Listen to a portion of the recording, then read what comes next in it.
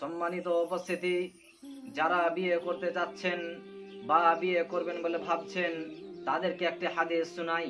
নবী মুহাম্মদ সাল্লাল্লাহু আলাইহি সাল্লাম বলেন, তুনকাহুল মারআতু লিআরবাঈন, হে আমার উম্মতের দল, চারটি জিনিস লক্ষ্য করে বিয়ে করো। তন্মধ্যে 1 নম্বরে বলেন, লিমা আলিহা, ধন সম্পদ দেখে বিয়ে করো। 2, ওয়ালি হাসাবিহা, তার বংশধর দেখে বিয়ে করো। 3, ওয়ালি জামালিহা, মেয়েটা কতটা সুন্দর সেটা দেখার চেষ্টা করো। 4, ওয়ালি দীনিহা, সেই মেয়েটা ধার্মিক কতটা সেটা দেখার চেষ্টা করো। এই বাক্য বলতেই তারপর বাক্যে নবী মুহাম্মদ সাল্লাল্লাহু আলাইহি সাল্লাম বলেন, ফাযফার বিদাতিদ দ্বীন তারিবাত ইয়াদাক, হে আমার উম্মতের দল, হে আমার উম্মতের দল, হে আমার উম্মতের দল, সেই নারীর মধ্যে যে 4টার মধ্যে একটাই যদি থাকে, সেই মেয়েটার মধ্যে যে ইসলাম বিষয় সম্পর্কে জ্ঞান থাকে, সে যদি ইসলাম বিষয় সম্পর্কে জ্ঞান রেখে আমলে পরিণত করে, তাহলে সেই মেয়েটাকে বিয়ে করে নাও, সেই মেয়েটাকে বিয়ে করে নাও, সেই মেয়েটাকে বিয়ে করে নাও।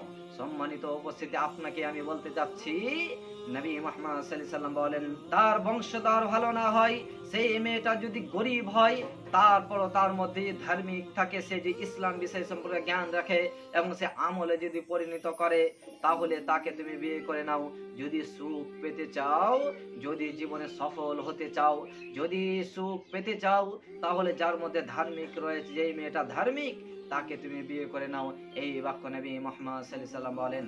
সম্মানিত উপস্থিতি, আপনাকে আমি বলতে যাচ্ছি, সৌন্দর্য সারা জীবন থাকবে না। সৌন্দর্যের পিছনে না ছুটে আপনি ধার্মিক যে মেয়েটা, তার পিছনে ছুটার চেষ্টা করুন।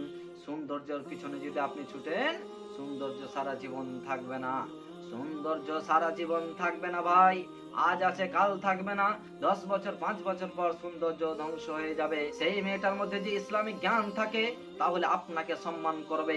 কি করে স্বামীর খিদমত করা যায়, কি করে স্বামীর সাথে কথা বলা যায়, কিভাবে মানিয়ে নিতে হয়, তার মধ্যে যে জ্ঞান থাকে, তার মধ্যে যে ধার্মিক জ্ঞান থাকে, তাহলে সম্ভব।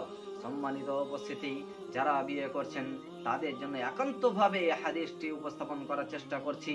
যদি আপনি ইসলাম বিষয় সম্পর্কে জ্ঞান রাখেন, যদি আপনার মধ্যে যারা পরিমাণ ঈমান থাকে, যেই মেয়েটা ধার্মিক, যেই মেয়েটার মধ্যে ইসলাম বিষয় সম্পর্কে জ্ঞান রয়েছে, তাকে তুমি বিয়ে করে নাও।